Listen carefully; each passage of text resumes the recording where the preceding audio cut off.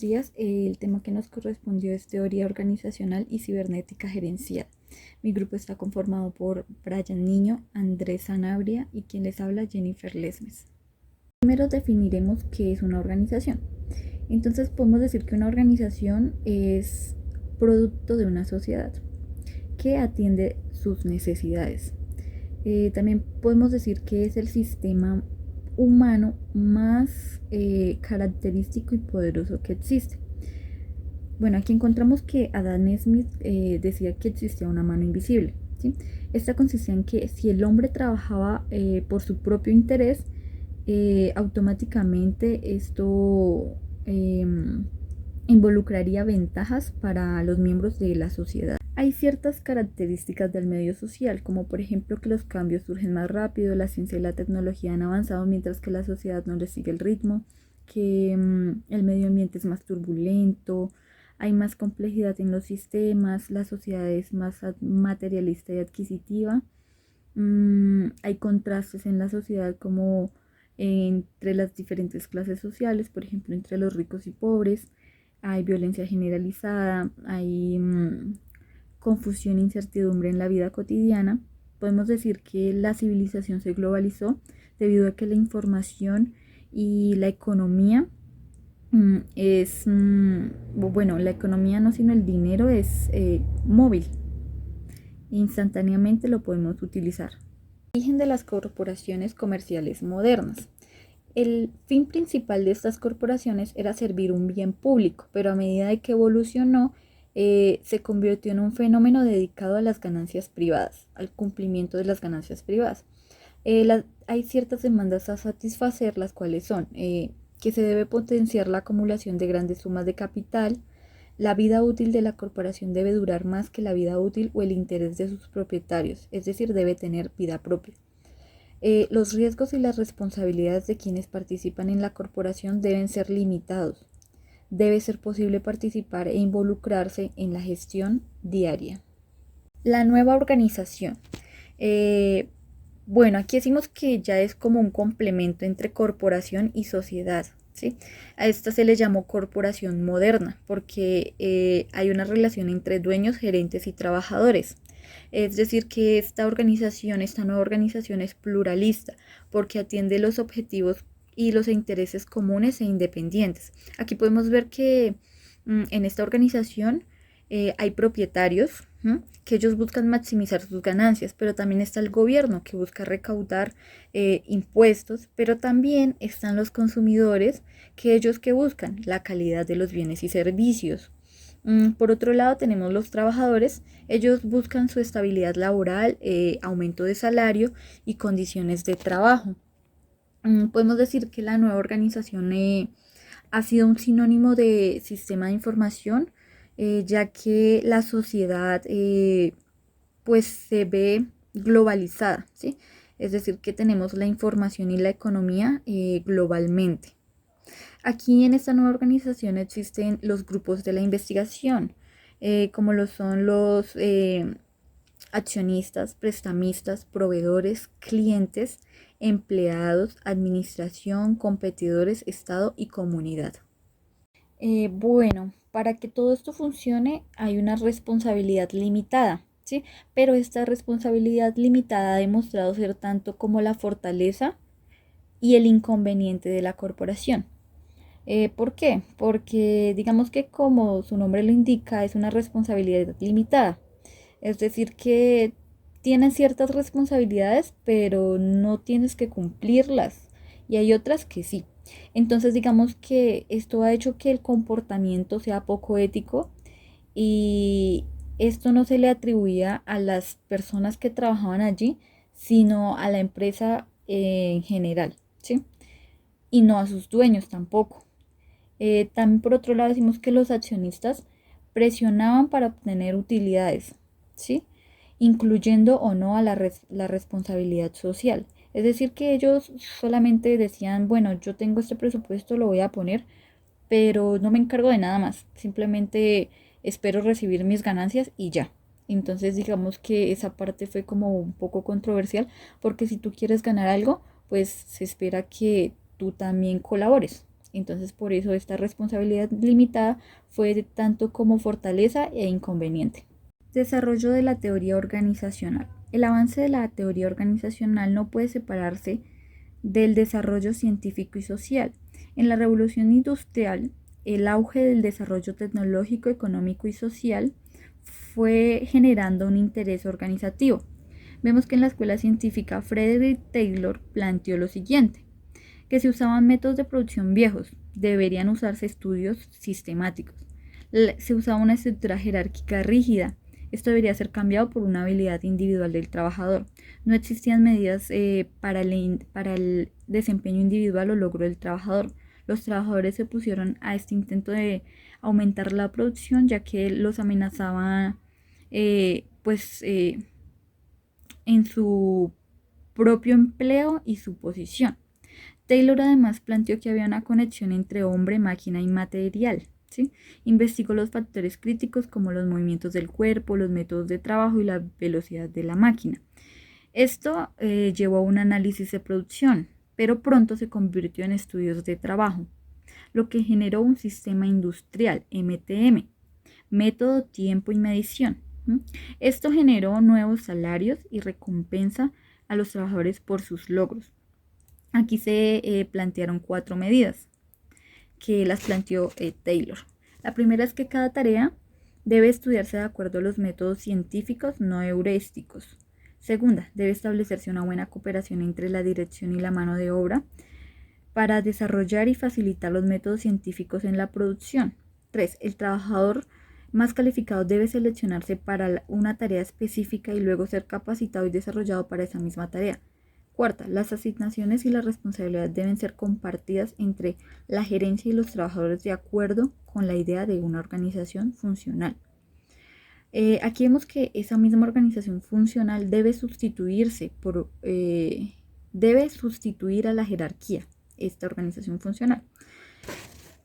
Esta organización funcional implica planificación y papeleo. Deben ser trasladadas a un departamento de planificación. Los supervisores deben asumir un papel más directo en la producción y ser responsables de algunas de sus funciones especializadas. La fuerza y la rapidez de los trabajadores deben ser recompensadas en lugar de su capacidad de pensamiento. Deben tener la mejor asignación de trabajo y descanso y tener las mejores herramientas disponibles para lograr la máxima productividad. Con la llegada de la administración científica, los trabajadores reflejaron su actitud negativa ante esta implementación, ya que ellos eran considerados como una pieza más de una máquina industrial. Entonces llegó Elton Mayo, quien creó una escuela de relaciones humanas, donde se estudiaban los factores que influían en la vida laboral y la productividad de los trabajadores, pero desde una perspectiva psicológica y social, donde se estudiaron temas sobre monotonía, cansancio y agotamiento. Por otro lado, en la empresa Hawthorne se dio el efecto llamado Hawthorne, porque en esta empresa se generaban huelgas por el descontento de los trabajadores con sus condiciones de trabajo. Entonces los dueños se informaron en el mundo académico y descubrieron un experimento que se llama experimento de iluminación. Este decía que a mayor y mejor iluminación en lugares de trabajo mejoraría la producción. Los dueños decidieron entonces acortar los periodos de trabajo, dar refrigerios gratuitos, hacer pausas activas y así mejoraron pues un poco las condiciones de trabajo. Luego llegó la escuela administrativa, que asocia la gestión sistemáticamente organizada, donde encontramos 6 funciones gerenciales: la administrativa, la contable, la de seguridad, la financiera, la comercial y la técnica. Estas se resumen en planificar, organizar, dar órdenes, coordinar y controlar. Luego vemos unos principios para una buena administración. Uno es: la autoridad y la responsabilidad deben ir de la mano. El orden y el método siempre deben prevalecer. La totalidad es más importante que las partes. Cada empleado debe tener solo un superior. La información debe fluir a través de los canales oficiales. todas las personas que trabajan en la organización deben mostrar disciplina. Y como última, es necesaria la división del trabajo y la especialización. Aquí hablaremos un poco sobre el poder y la autoridad. Entonces llegó este señor Weber y nos dice que un hombre que tiene poder puede obligar a otros a la obediencia, pero aquel que tiene autoridad es obedecido voluntariamente, ¿sí?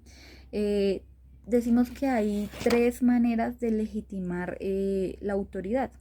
En la primera, en las organizaciones tradicionales por herencia y costumbre. En las organizaciones burocráticas por reglas formales y posición. Y por atributos personales, energéticos o carismáticos. Organización ideal. Es un fenómeno basado en las reglas burocráticas y la jerarquía. Es como el personal como un sistema de control. Decimos que aquí el estatus y el poder no se da por una calificación formal ni por un talento, sino simplemente por una posición en la estructura. Es decir, como actualmente nosotros decimos que es por palanca. Estructura funcionalista o burócratas modernos. Según Etzioni, las personas en una organización obedecen órdenes y siguen instrucciones, ya que es un previo compromiso con pautas acordadas.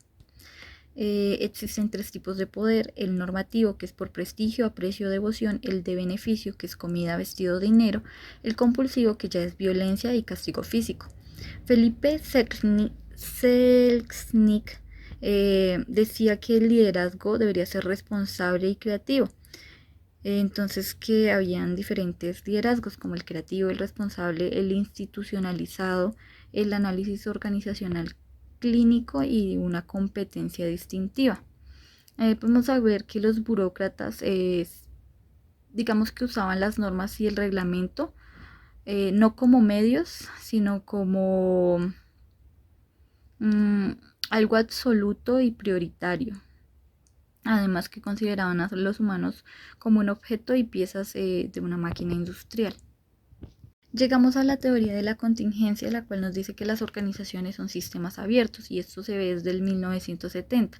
Su objetivo principal es mostrar que bajo ciertas suposiciones o ciertos tipos de diseño organizacional son más eficientes que otros y brindan mejor adaptabilidad. En este encontramos 4 variables de contingencia. La primera, estrategia organizacional; la segunda, tamaño de la organización; la tercera, tecnología organizada; y la cuarta, ambiente organizacional. Decimos que las organizaciones necesitan adaptar estas 4 variables a su estructura porque el imperativo situacional establece que no hay otra elección. Vemos que hay una relación entre contingencia estratégica, estructura divisionalizada, tamaño, burocratización, incertidumbre ambiental y estructura orgánica.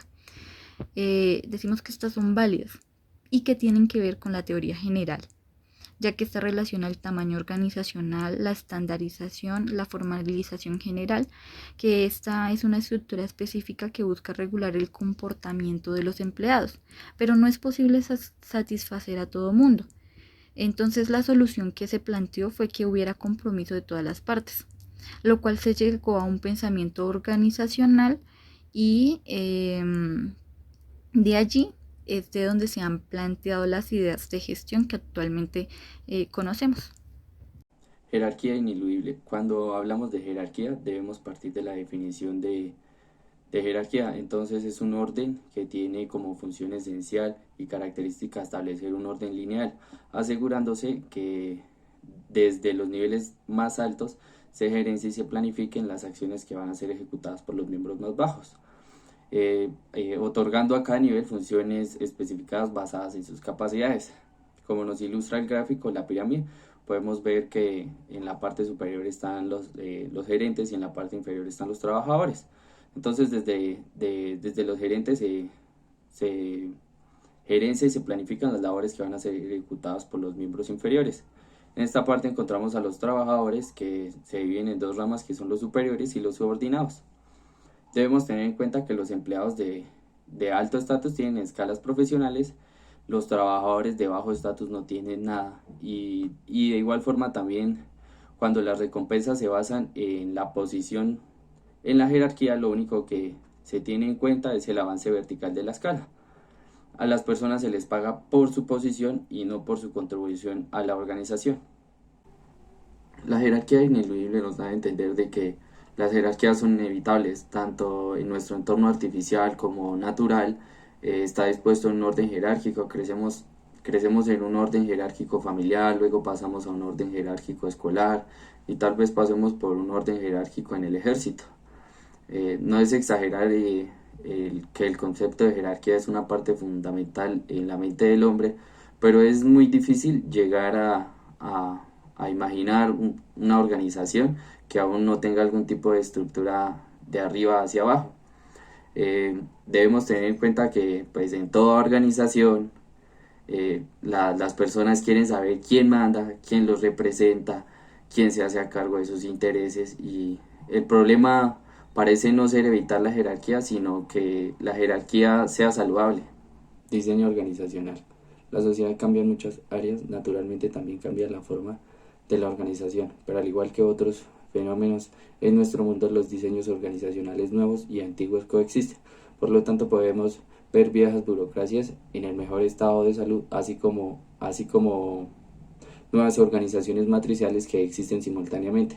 Durante el desarrollo de una organización, su edad, tamaño y crecimiento de la línea de negocio son determinantes para la elección de su diseño. El aparato administrativo asegura la coordinación, la continuidad y el cumplimiento de objetivos mediante el uso de ciertas reglas. Y además lo que se hace en la práctica es ejecutar procesos de planificación, mando, coordinación, control y comunicación. En el diseño organizacional debemos tener en cuenta la centralización y descentralización, que es un problema a resolver en el diseño organizacional para tener un equilibrio entre las dos partes. La centralización existe cuando las decisiones se toman entre los niveles superiores de la organización, y la descentralización supone que la toma de decisiones se transfiere a los empleados de nivel inferior. Normalmente la centralización se asocia con ciertas ventajas de producción a gran escala, mientras que la descentralización implica una mejor motivación, iniciativas y acomodación entre el personal. Sin embargo, se debe enfatizar que no existe una solución perfecta y tampoco existen normativas cuando se trata de un diseño organizacional. Las estructuras organizativas que han demostrado ser excelentes para una empresa han fracasado por completo cuando se transfiere a otra empresa. Esto quiere decir que ninguna normativa o ningún diseño organizacional puede ser funcional para otra empresa. Cualidades. No importa cómo esté dispuesta la estructura, una organización puede definirse como un sistema parcialmente autoorganizado con las siguientes cualidades. Como podemos observar el gráfico, la primera cualidad es algunas de sus componentes son variables vivas. La segunda, la responsabilidad de elección entre posibles alternativas de actuación en una situación concreta es compartida por uno o varios individuos del grupo. La tercera, las decisiones se pueden relacionar después. Encontramos como primero función, como la segunda como posición gráfica y la C como tiempo. Cuarto, los grupos funcionalmente distinguidos son conscientes de las acciones de los demás por comunicación u observación. En esta parte explicaré algunos de los diagramas organizacionales que hay. El primer diagrama que les explicaré es el diagrama organizacional clásico, que tiene unas características. El tamaño de la jerarquía depende del tamaño de organización. La cooperación espontánea en las pequeñas empresas se desvanece con un mayor número de personas deben trabajar juntas.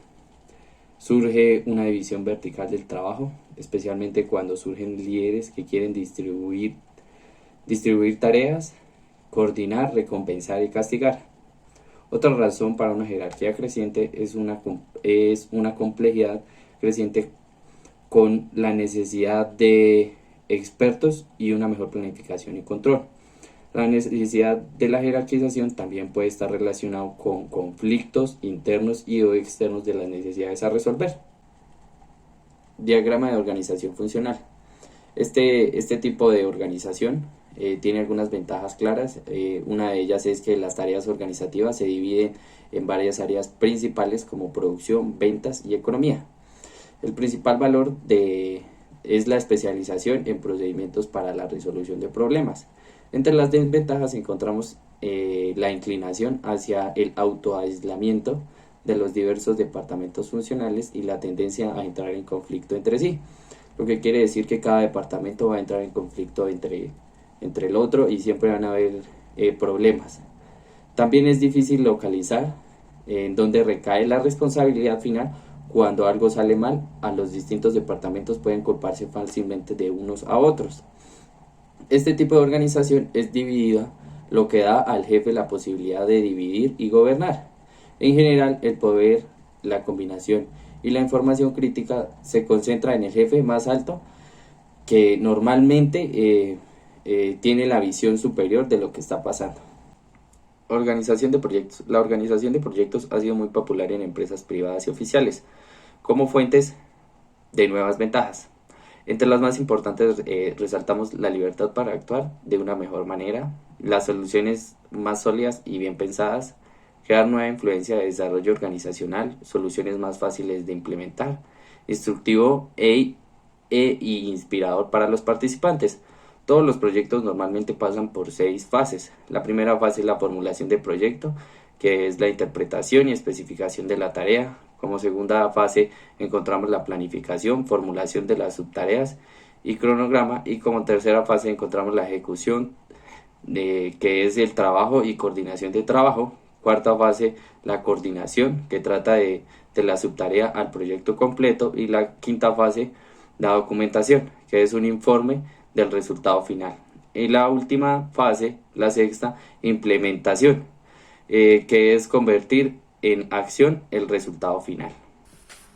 Múltiples perspectivas de la gestión cibernética. Bueno, para iniciar tenemos que saber qué es cibernética. La cibernética es una ciencia de las leyes generales de la comunicación, las cuales se aplican a una diversidad de entidades en las cuales el concepto de información ocupa un lugar muy importante en las formas de las cuales se comprende al ser humano y la relación en su ambiente. Por otra parte, la cibernética de gestión es una ciencia interdisciplinaria que ofrece sistemas de organización y procesamiento de información y control, los cuales ayudan a otras ciencias. Los científicos sistemáticos y cibernéticos utilizan metáforas como un medio para explicar y proporcionar información y comprensión sobre fenómenos complejos. En cuanto a lo referente a las organizaciones, se ha generado un gran número de perspectivas, las cuales sería organización como organismo, organización como sistema de control, organización como cerebro, organización como máquina, organización como cultura, organización como sistema político, organización como sistema teatral, organización como instrumento de dominación, organización como sistema de información y organización como control social. Sin embargo, ninguna perspectiva única comprende toda la verdad y es importante partir de la idea de que las organizaciones pueden ser muchas cosas al mismo tiempo. Por lo tanto, la probabilidad de aplicar múltiples perspectivas parece ser un enfoque muy beneficioso. En palabras de Degan Morgan, se puede decir que la organización descansa en un sistema de información. Sus avanzados sistemas informáticos dan cuenta de la capacidad de descentralización y control, aunque no tenga una ubicación fija, o en este caso sería una estructura virtual. Los empleados interactúan en redes de computación entre personas e instalaciones audiovisuales, incluidas fábricas automatizadas, controladas a distancia de un trabajo físico. Como sistema de evolución a través de las etapas de ciclo de vida, las organizaciones aparecen y desaparecen en cada sociedad donde nacen, crecen y algunas también mueren. Algunos se desarrollan más rápido que otros y algunos también envejecen más rápido que los otros. Como sistemas que evolucionan a través de los ciclos de vida, las organizaciones aparecen y desaparecen en cada sociedad donde nacen. crecen y algunas mueren, también algunas se desarrollan más rápido que otras y algunas envejecen mejor que otras. Un modelo de ciclos usado comúnmente es el que encontramos a continuación.